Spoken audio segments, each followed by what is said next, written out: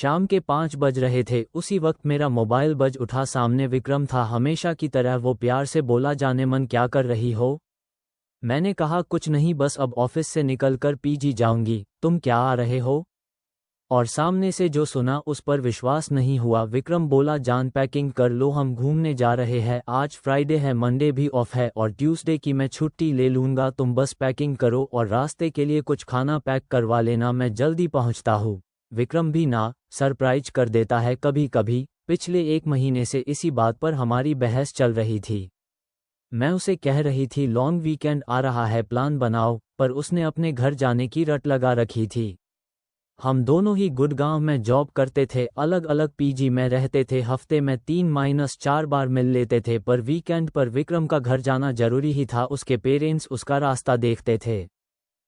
हम तैयार होकर लगभग 4 बजे के करीब कस्बे की ओर निकले। मैं और विक्रम दोनों भूख से परेशान थे। आगे कुछ दूरी पर एक छोटा सा ढाबा दिखा। वहां हमने चाय और आलू के पराठे खाए।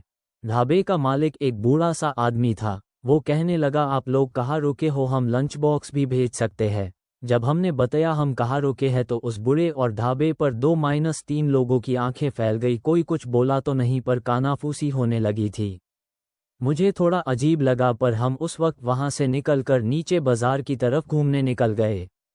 आते वक्त रात का खाना पैक करवा हम कोई 7 बजे के लगभग कॉटेज पहुंचे। मेन गेट पर शिबू मिल गया। वो कॉटेज का केयरटेकर था। उसने बताया, यहाँ सिर्फ ब्रेकफास्ट और चाय काफ़ी ही मिल सकती है, पर पीछे की तरफ किचन है जहाँ आप खुद खाना बना सकते हैं।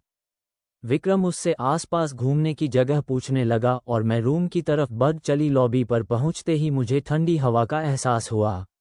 मैं चाबी अभी की होल में लगा ही रही थी। मुझे साथ के कमरे से धीमे संगीत की आवाज़ आई, बहुत ही मधुर पर उदास सा। मुझे अचानक वो लड़की याद आ गई। पीछे पीछे विक्रम था। वो कहने लगा, अंदर चलो, यहाँ क्यों खड़ी हो, एक राउंड और हो जाए। उसकी आंखों में शरारत थी। मैं बस उसकी आंखों में खो गई। मैं उससे दीवानों की तरह प्यार करती थी। मेरे लिए सिर्फ वो ही तो था उसका प्यार। जिस शर्त पर मिले मुझे मंजूर था।